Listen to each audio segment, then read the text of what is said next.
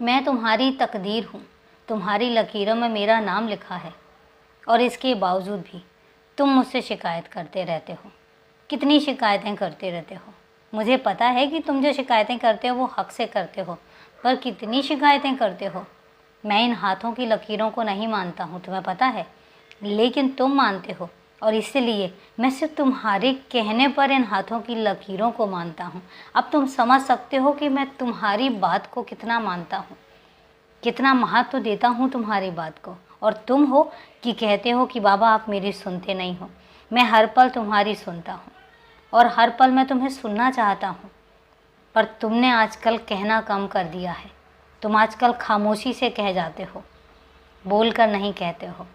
कोई बात नहीं, मैं तुम्हारी खामोशी भी समझता हूँ, क्योंकि मुझे पता है तुम खामोशी से कहो या बोल कर कहो, कहते तुम अपने बाबा से ही हो।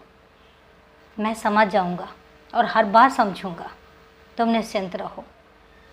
कई बार तुम इतनी चिंताओं में ग्रसित हो जाते हो, कई बार तुम इतनी गहरी चिंताओं में खो जाते हो जिसका तुम्हें अंदाज़ा भी नहीं है। पर जब मैं तुम्हें इतनी चिंता में देखता हूँ तो मुझे बहुत ज़्यादा अफसोस होता है। मुझे इस बात का अफसोस होता है कि तुम्हारा बाबा तुम्हारे लिए कुछ कर क्यों नहीं पा रहा है। लेकिन फिर मैं सोचता हूँ कि मैं तो तुम्हारे लिए ही कर रहा हूँ।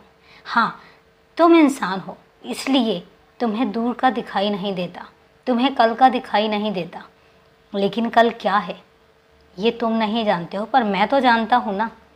और जिस दिन तुम्हारा वो कल तुम्हें बेहतर भविष्य देगा, तब तुम्हें एहसास होगा कि तुम्हारा बाबा तुम्हारे लिए क्या क्या योजनाएं बना रहा था, तुम्हारा बाबा तुम्हारे लिए क्या क्या सोच कर बैठा हुआ था। और यही वजह है कि आज तुम्हें मैं खामोश दिखता हूँ, पर मैं खामोश नहीं हूँ। मैं खामोशी से तुम्हारे बेहतर भविष्य के लिए काम कर रहा हूँ, तुम्हें बेहतर भविष्य में ले जाने के लिए कुछ बेहतर कर रहा हूँ। इसलिए निश्चिंत रहो, सब कुछ तुम्हारे हक में है। और अभी के लिए शुभ रात्रि मेरे बच्चे।